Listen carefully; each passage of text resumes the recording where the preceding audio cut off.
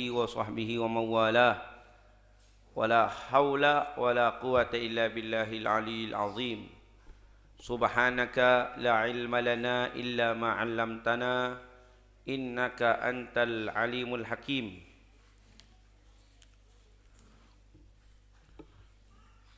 Rabbi shrah li sadri wa yassir li amri wahlul 'uqdatam min lisani yafqahu qawli. Rabbi yassir wa la tu'assir, rabbi tammim bil khair. Amma ba'du.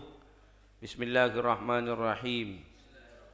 Nawaitu at-ta'alluma wat ta'lim wat tadhakkura wat tadhkir wan naf'a wal intifa' wal ifadata wal istifadah wal hassa 'ala at-tamassuk bi kitabillahi wa sunnati rasulih wad du'a ilal huda wad dalalata 'alal khair ibtigha'a wajhillah wa mardatihi wa qurbihi wa thawabih. Nawaina kama nawa salafun salih. Aina wasalna ya Tahir? Man?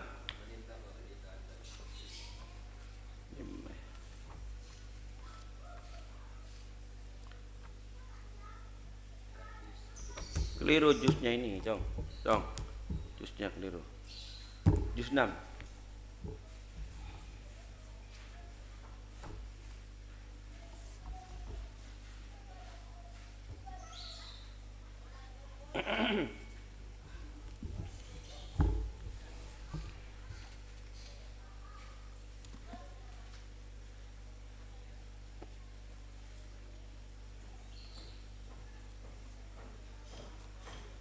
Manin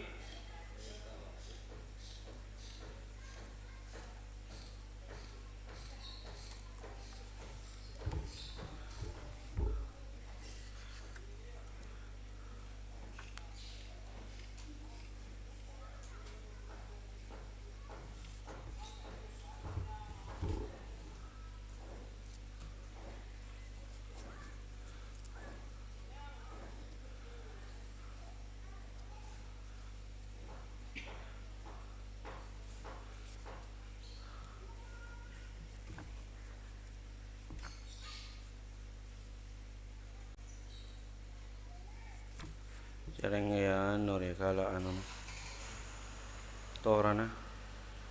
Ayo ikra ya Tahir.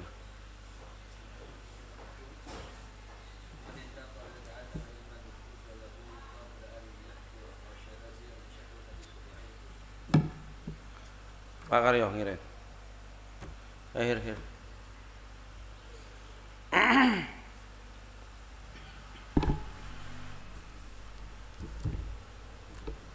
Manin intaqala.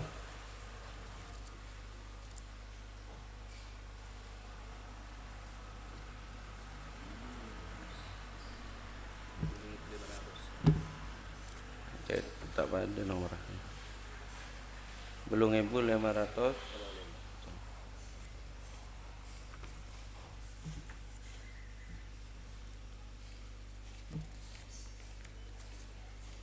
Oh ini masuk ke luar.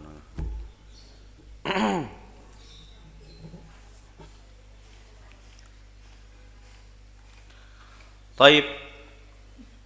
Qala Rasulullah sallallahu alaihi wasallam fima rawahu al-Imam Ahmad As-Suyuti rahimahullahu taala rahmatul abrar wa adamanallahu man naf'a bihi wa bi ulumihi fid dharain amin. Qala Rasulullah sallallahu alaihi wasallam manin taqala, siapa yang berpindah liyata'allama ilman, untuk belajar sebuah ilmu, ghufira lahu qabla an yakhtuwah, maka diampuni baginya sebelum dia melangkah. Ya Mahrus, azam ashabak ya walad. Jadi hadis ini paling tepat di masa sekarang dialamatkan kepada para santri. Intaqala min baitihi ilal ma'had, berpindah dari rumahnya menuju ke pesantren. Maka kompensasi yang diberikan oleh Nabi sallallahu alaihi wasallam ghufira lahu qabla an yakhtuwa, diampuni baginya sebelum dia melangkah. Sebelum dia melangkah. Rawahu Syairazi an Sayyidati Aisyah wal haditsu dhaifun. Masyaallah. Man intaqala liyata'allama ilman ufira lahu qabla an yakhtuwa. Ay barakallahu fikum.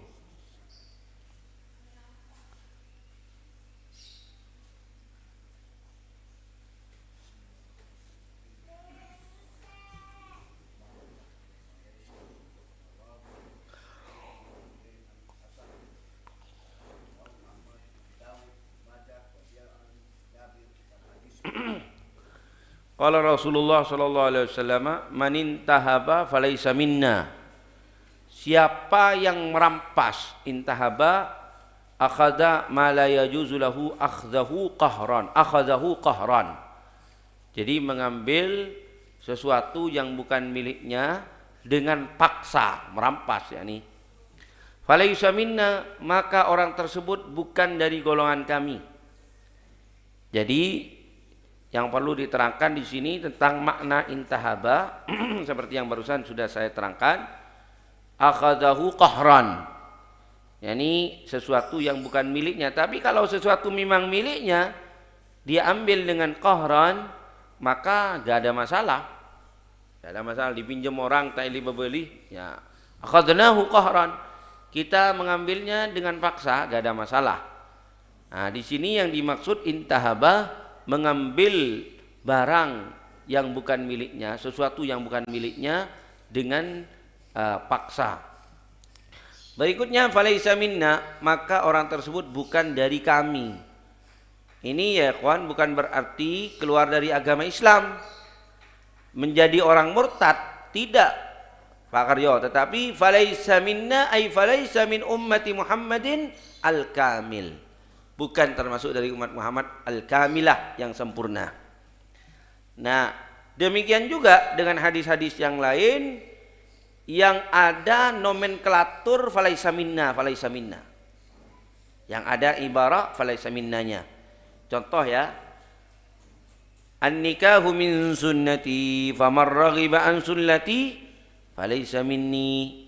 Bukan termasuk dari golonganku, apakah kemudian keluar dari lingkup umat Muhammad, artinya menjadi non muslim? Tidak. Tapi yang dimaksud di sini falaisa minna ay falaisa min ummati Muhammadin al-kamil. Atau falaisa minna betul-betul keluar dari kelompok umat Islam idastahallah, kalau dia menganggap halal. Seperti di sini, manin tahaba, siapa yang merampas, falaisa minna, bukan termasuk dari golongan kami. Kalau dianggap pekerjaan perampasan itu sesuatu yang halal. Nah, ini karena kalau ahalla haraman wa harrama halalan, itu berarti dhaddallah, menantang Allah. Siapa yang menantang Allah, ya berarti murtad. Baik. Jadi tafsirannya ada dua, imma dikatakan falaisa minna ay falaisa min ummati Muhammadin al-kamilah, atau falaisa minna, ya betul-betul memang keluar dari jajaran umat Muhammad jika dia menganggap halal pekerjaannya. Jadi menganggap halal tidak menikah umpamanya, tidak melaksanakan sunnah Rasulullah, dianggap sesuatu yang ya apa mak kabin can sapa kabin ruah sunat. Demikian ini bisa mengeluarkan orang yang mengucapkannya atau orang yang melakukannya dari jajaran umat Muhammad sallallahu alaihi wasallam. Rawahu Ahmad wa Tirmidzi wa Dhiya an Anasin wa rawahu Ahmad wa Abu Daud wa Ibnu Majah wa Dhiya an Jabirin wal haditsu hasanun. Barakallahu fiikum.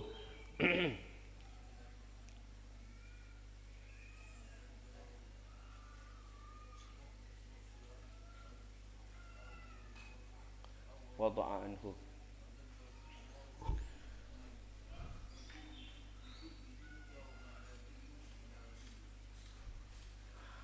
Rawahu Ahmad wa Muslim an Nabil Yusur wal haditsu sahihun. Man andhara mu'siran, siapa yang memberikan tenggang waktu kepada orang yang sulit, maksudnya sulit membayar hutang. Tapi betul-betul sulit membayar hutang.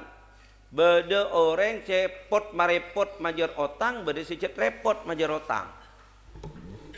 Nah ini kan yang banyak sekarang pot marepot, deng majar otang, deng megendeng. Waktu lagi ninja mangis manangis. Insyaallah mare riala mare panin dia langsung bingkok lah serai. Nah, yang paling menyakitkan Pak Karyo, beda orang otang. Taib hutangnya masih belum dibayar, dia beli sesuatu. Sesuatu yang membuat orang yang menghutanginya itu sakit hati. Beda orang otang umpaman 5 juta. Hutangnya masih belum dibayar, dilunasin, tahu-tahu dia beli sepeda motor. Sepeda motor NMAX regana 1 juta, kan megeli. Nah, yang seperti ini tidak termasuk muksir. Muksir itu adalah orang yang betul-betul tidak mampu membayar hutangnya. Entah karena bangkrut, entah karena misalnya ya ditimpa musibah dan lain sebagainya. Lalu orang yang memberikan hutang kepada orang yang muksir tersebut anzarah, masih memberikan perpanjangan jangka waktu, maka awada'anhu, atau dia meletakkan darinya, yakni dianggapnya hutangnya itu sudah lunas. Nah ini lebih hebat lagi nih, maka kompensasinya adallahullah, Allah akan menaunginya fi dhillihi, di naungannya, yauma la dhilla illa dhilluh, di hari tidak ada naungan kecuali naungan Allah Subhanahu wa taala. Jadi begitu. Nah, tetapi sekali lagi muksiran. Ya ini repot sekarang ini ya kawan. Umat Muhammad sekarang ini tidak saling jujur, tidak jujur satu sama lainnya. Akhirnya membuat kehidupan dunia ini semrawut. Orang yang beri otang akhirnya tak pati parcajah. Nah, karena apa? Karena banyak sekarang ini yang dikasih hutang, kemudian ketika sudah jatuh tempo dia pura-pura tidak mampu untuk membayar hutang. Baik. Ada yang begini, beda orang aotang, Pak Karyo, beda orang aotang. Dia janji tanggal 25 Desember mau bayar. Nah sekarang hari ini misalnya sudah 25 Desember. Nah orang ini tidak, padahal dia sudah punya, dia tidak kunjung melunasi hutangnya. Ternyata ki apa ya kita taki. Lah orang yang memberikan hutang itu malu loh kalau mau menagih hutangnya. Tina cek leng la cenci takal sakemi Desember saya elunasna. Ya masa nyaman engkau saya nagih begitu. Yang di sana bilangnya ya kita taki. Ini gak benar yang seperti itu. Jadi kalau sudah jatuh tempo maka cepat-cepat dilunasi. Kalau perlu sebelum jatuh tempo itu sudah dilunasi. Al-Fakir pribadi ya kawan, kalau misalnya diutangin sama orang, lalu kemudian orang ini sebelum jatuh tempo dia melunasi hutangnya, lah kita kalau misalnya dia minta untuk berhutang lagi tak bere, yalah ya karena pengalaman, seki buru pengalaman dia dikasih hutang, lalu dia amanah betul-betul melunasi bahkan sebelum jatuh tempo. Jadi siapa orang yang memberikan perpanjangan waktu jatuh tempo pelunasan hutang kepada orang yang berhutang, tapi yang berhutang ini dalam keadaan mu'sir, memang betul-betul tidak mampu, maka Allah Subhanahu wa taala adallahullah akan menaunginya fi dhillihi yauma la dhilla illa dhilluh, di hari tidak ada naungan kecuali naungan Allah Subhanahu wa taala. Taib. Barakallahu fikum. Kamu pulang kamu? Kemana kok? Ini dibersihin. Bersihin nih. Kopor mana kopor? Ini dibersihin ini. Kenapa pulang kopor? Fian. Cari Fian ketemu. Ini dibersihin ini. Tuh mati ya kapi tuh. Zalim kamu ini kalau mati. Iya makanya dibersihin filternya kemudian beliin.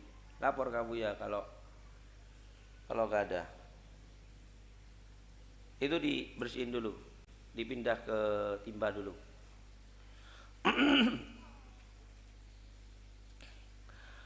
Qala Rasulullah sallallahu alaihi wa alihi wasallam, man anzara mu'siran, siapa yang memperpanjang jangka waktu kepada orang yang tidak mampu atau sulit untuk membayar hutang, ila maisaratihi, sampai kepada kemampuannya, sampai kepada waktu mampunya.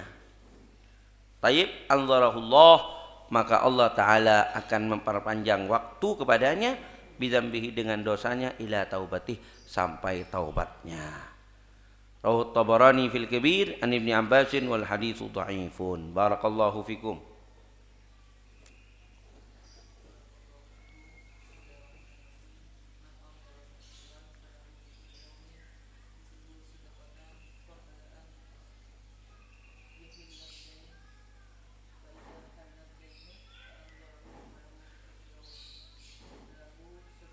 Masya Allah. Rawahu Ahmad, Al-Hakim, wal haditsu sahihun. Man anzara mu'siran, siapa yang memberikan perpanjangan waktu kepada orang yang sulit membayar hutang, falahu, maka baginya bikulli yaumin, untuk setiap hari, mitlahu, sepertinya, shadaqatan, sedekah. Jadi misalnya ada orang berhutang kepada kita 5 juta, lalu sudah jatuh tempo, orang tersebut masih tidak mampu untuk melunasi hutang. Lalu yang menghutangi memberikan perpanjangan jangka waktu. Kata Nabi, orang yang memberikan perpanjangan jangka waktu kepada orang yang berhutang ini bagaikan bersedekah sebesar hutangnya itu setiap hari. Jadi menurut tanggal 5 juta berarti setiap hari seperti dia itu bersedekah 5 juta. Taib. Nah, sampai perpanjangan waktu misalnya dipanjangkan waktunya sampai bulan Januari tanggal sagami. Dapat tanggal sagami qabla an yahillad dain, sampai tiba waktu pembayaran hutang. Fa idza halad dain, kalau sudah tiba waktu pembayaran hutang, fa andarahu, lalu kemudian orang tersebut masih memperpanjangnya lagi, falahu bikulli yaumin, maka baginya untuk setiap hari, mitlahu, 2 kali lipatnya, shadaqatan, sedekah. Jadi diperpanjang sampai 25 Januari. Nyampe ke 25 Januari masih belum mampu untuk melunasi hutangnya. Nah, diperpanjang lagi. Nah, ini perpanjangan untuk kedua kalinya, dia seperti bersedekah 2 kali lipat daripada banyaknya hutang yang yang penghutang ini berhutang kepada orang yang memberi hutang. Baik. Barakallahu fikum. Jadi paham Pak Karoki? Ngani gak Pak Karoki? Jadi umpaman jatuh tempo tanggal 1 Desember 2021. Tanggal 1 Desember 2021 sudah jatuh tempo, lalu orang yang berhutang itu tidak mampu. Perpanjang Pak Karoki. Iyalah, sebenarnya bektoh perpanjangan sampai tanggal 1 Januari misalnya. Tanggal 1 Januari kok masih belum bisa. Nah, dari tanggal 1 Desember ke 1 Januari ini Pak Karyo bagaikan bersedekah setiap hari sebanyak hutang yang dia perpanjang jangka waktunya itu. Kemudian tanggal 1 Januari kok masih belum mampu untuk membayar hutangnya, diperpanjang lagi sampai tanggal 1 Februari. Tanggal 1 Februari ini bagaikan bersedekah 2 kali lipat banyaknya hutang. Gitu ya. Tanggal jetong Februari kok masih belum mampu, diperpanjang lagi terus. Bagaikan dia bersedekah 3 kali lipat banyaknya hutang itu. Baik, Allahumma shalli ala Muhammad. Barakallahu fikum.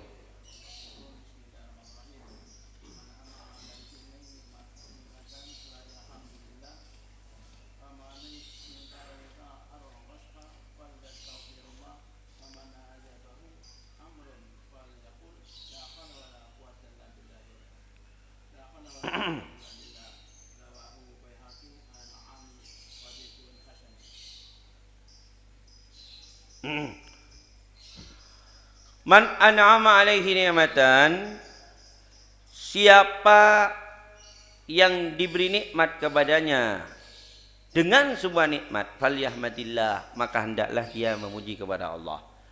Dan alhamdulillah, pujian kepada Allah ini ada tiga. Ada tiga.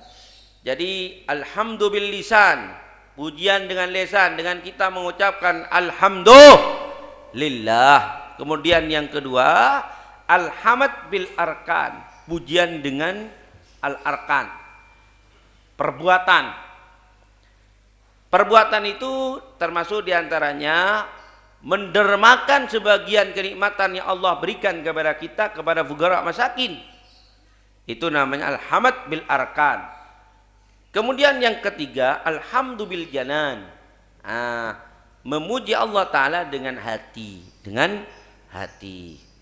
Nah, termasuk alhamdu bil janan itu kita melaksanakan perintah-perintah Allah. Kita laksanakan sholat, kita laksanakan puasa. Dengan niatan, ya Allah abdina ampun ebri nikmat sareng ajunan. Alhamdulillah ampun ebri Roma. Alhamdulillah ampun ebri mobil. Alhamdulillah ampun ebri sepeda motor. Alhamdulillah ampun ebri sabe. Nah, kemudian kita mensyukurinya dengan al-janan, diantaranya adalah dengan melaksanakan kewajiban-kewajiban yang Allah wajibkan kepada kita. Taib. Ya walad, di atas itu jangan ke sana, Jong. Tidak boleh, itu tempatnya anak perempuan. Balik ke timur. Lewat mana kamu itu?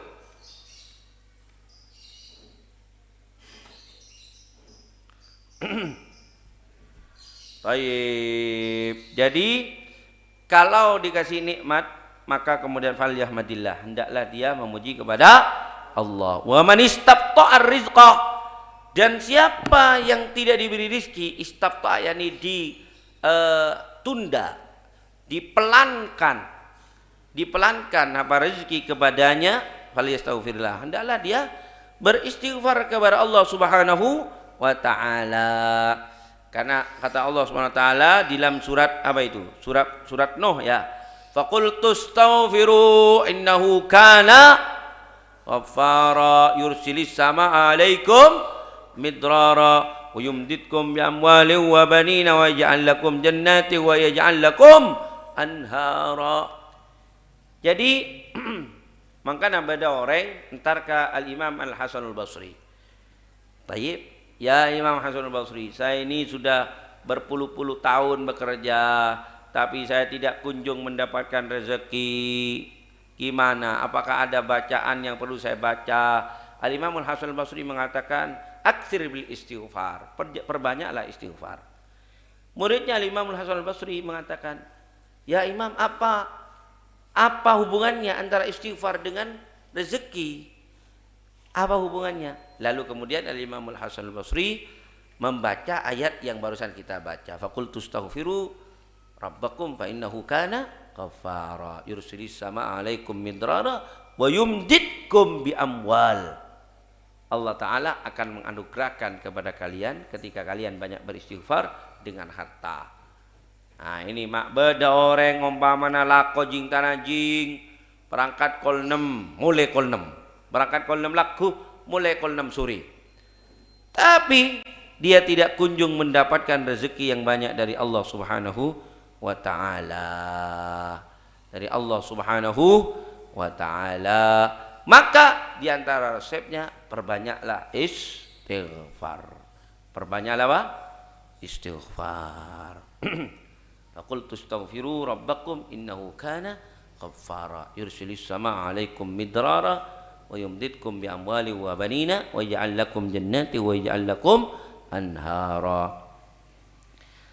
Wa man hazabahu amrun, dan siapa yang hazabahu memberatkan kepadanya sebuah persoalan, ditimpa sebuah persoalan, taib, terlilit hutang atau persoalan apapun, falyaqul, hendaklah ia mengatakan, Pak Selamat, la haula wala quwata illa billah. La haula wala quwata illa billah. Jadi serahkan, coba kita maknai la haula, tidak ada kuasa, wala quwata, dan tidak ada kekuatan illa billah, kecuali dengan Allah. Serahkan kepada Allah Subhanahu wa taala. Karena ya ikhwan, kalau kita hanya mengandalkan ikhtiar zahir, itu yang kadang-kadang kalau ikhtiar zahir tersebut kita lakukan lalu masih belum bisa menyelesaikan masalah kita, nah itu kadang-kadang membuat kita stres.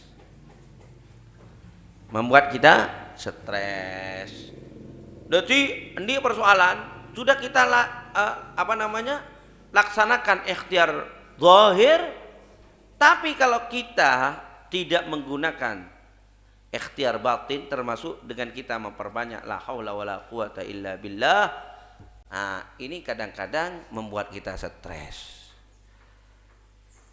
Kita diperintahkan oleh Nabi SAW untuk memperbanyak membaca la haula wala quwata illa billah jika kita sedang dirundung masalah, untuk membuat ketenangan kepada hati kita. Barangkali ikhtiar zahir yang kita laksanakan itu gagal, maka kita tetap tersenyum. Kenapa? La haula, karena tidak ada kuasa, wala quwata, dan tidak kekuatan kecuali hanya kekuatan Allah Subhanahu wa taala. Jadi ikhtiar zahir misalnya gagal, ya Allah alhamdulillah kak dito kasokan ajunan. Abdina ampun laksana yang laksana ikhtiar batin, ikhtiar zahir akati se perintah ajunan. Tapi samakin hasilnya tidak sesuai dengan harapan abdina, kak dito minang kapelen na ajunan. Hanya tetap tersenyum dia. Dia tetap tersenyum. Allahumma shalli ala Muhammad. La haula wala quwata illa billah. Makanya ditaruh sini. Nah, kalau ini la quwata illa billah, ini ya ikhwan, masya Allah la quwata illa billah, ini diperintahkan oleh Nabi SAW untuk kita membaca masya Allah la quwata illa billah supaya terhindar dari ain.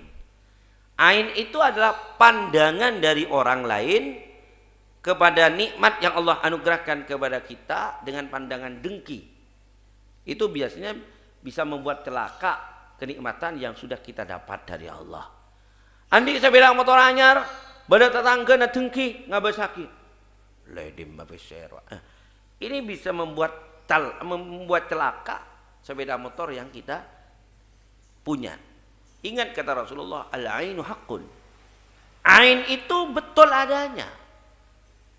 Jadi celakanya sesuatu dari kenikmatan Allah yang Allah anugerahkan kepada kita gara-gara pandangan dengki dari teman kita, dari tetangga kita, haqqun, itu benar adanya. Maka Nabi SAW memberikan resep kepada kita supaya tidak terkena ain, maka perbanyaklah membaca masya Allah la quwata illa billah. Orang Mekah umpamanya andi anak genteng, bote, pinter boleh, kemudian ada orang, masya orang anak-anak dia macam lucu nah, paan mesti ngucap langsung, gul masya Allah, begitu. Katakan masya Allah la quwata illa billah, karena itu memang penawar ain, penawar ain. Orang Mekah ki buru mele motor anyar, bodoh kancan aku, mak gegek motor acong. Nah, biasanya yang punya mobil langsung mengatakan, gul masya Allah, gitu. Tor motor nang Mekah mesti budi nai beri bacaan masya Allah la quwata illa billah. Itu jimat asli. Ini jimat legal ini. Nah, jadi adapun kalau misalnya beremas supaya motor tak telat, dalam motor beri sere, patu sekir kanan ben patu kiri kiri beri sere. Ini apa ini? Ini jimat mak lampir ini. Nah, namun kita misalnya ada orang melakukan demikian, kita tidak serta merta mengklaim bahwa orang tersebut telah syirik, lah. Tapi dia telah keliru dalam melaksanakan syariat Allah Subhanahu wa taala. Ia tak syirik mun polana keng nyolajen ni syariat aku sekali Nabi Muhammad sebenar mentero selamat dan nikmat dah saya paringa kibereng Gusti Allah katakanlah masya Allah la quwata illa billah begitu. Terus selamat dari seher anu apa oh nyambeli ajam celeng nyambeli ajam celeng matana celeng kapina celeng sokon celeng itu jimat yang tidak sesuai dengan tuntunan Rasulullah. Gimana? Syirik kafir? Tidak. Yang penting dia tidak meyakini bahwa ayam hitam itu bisa mendatangkan kemanfaatan dengan dirinya sendiri dan menolak kemudaratan dengan dirinya sendiri. Yang penting tidak meyakini begitu. Kalau meyakini begitu baru dia kafir. Tapi sementara orang yang beli ajam celeng kangkui penolak seher itu tidak punya keyakinan demikian, ya dia tidak kafir. Keng perak kaleroh. Sebenar beremah nolak sihir dan dia benar Gusti Al-Quran penolak sihir. Nabi juga mengatakan man tasabbaha bi salati ajawat amina minas sihri. Siapa yang sarapan pagi dengan 3 biji kurma ajwah maka dia aman dari sihir. Mangkana mun mun ka Mekah amin Allahumma amin haji umrah atau ziarah ke Rasulullah jangan lupa di Madinah beli kurma ajwah. Kata Nabi itu kurma ajwah bisa menjadi penolak sihir. Dimakan 3 biji di waktu pagi bisa menolak sihir seharian itu ya kawan. Allahumma shalli ala Muhammad. Lah ini sekep saya tepak roh. Sekep saya tepak. Taib barakallahu fiikum.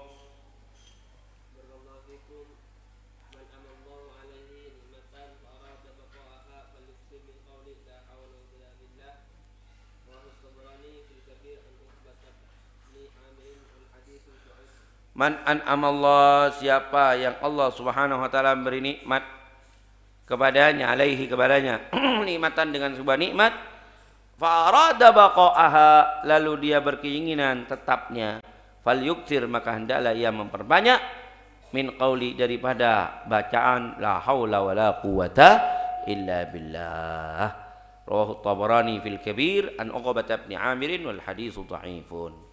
Qala Rasulullah sallallahu alaihi wasallam man anfaqa nafaqatan siapa yang menafkahkan sebuah nafkah fi sabilillah di jalan Allah kutibat lahu sab'umi'ati dhifin. Alhamdulillah ini kemarin dalam pelajaran Nasaihud Diniyah wal Wasayil Imaniyah kita baca ini hadisnya. Dalam kitab Nasaih karangannya Imam Al-Habib Abdullah bin Alawil Haddad ada hadis ini. Maka ditulis baginya 700 lipat ganda. 700 lipat ganda. Jadi satu kebaikan itu sudah otomatis dilipat gandakan oleh Allah Subhanahu wa taala. Apa kata Allah? Allahumma shalli ala Muhammad.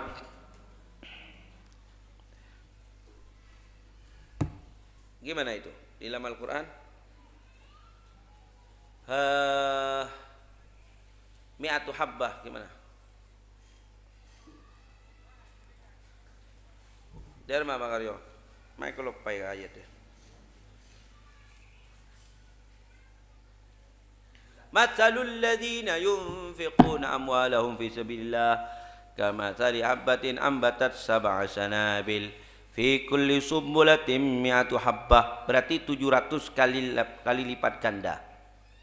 Nah ini hadis menguatkan ayat itu atau juga menafsir karena begini di dalam ayat Al-Quran tersebut Allah Ta'ala menggunakan matematika. Matsalul ladzina yunfiquna amwalahum fi sabilillah kamatsali habbatin perumpamaan orang yang bersedekah di jalan Allah seperti perumpamaan orang yang bersedekah 1 biji. Matsalul ladzina yunfiquna amwalahum fi sabilillah kamatsali habbatin ambatat sab'a sanabil 1 biji ini menumbuhkan 7 biji. Jadi sabiki tombu petong biki. Fi kulli sumbulatin mi'atu habbah. Setiap 1 tangkai ini dari 7 tangkai ini ya kawan kemudian tumbuh lagi 100 biji berarti petongatos biji. Berarti petongatos biji. Tayyib rawahu Ahmad wa Tirmidzi wa Nasa'i wal Hakim an Khuraim ibnu Fatik wal hadisu sahihun wallahu subhanahu wa ta'ala a'lam. Anta ya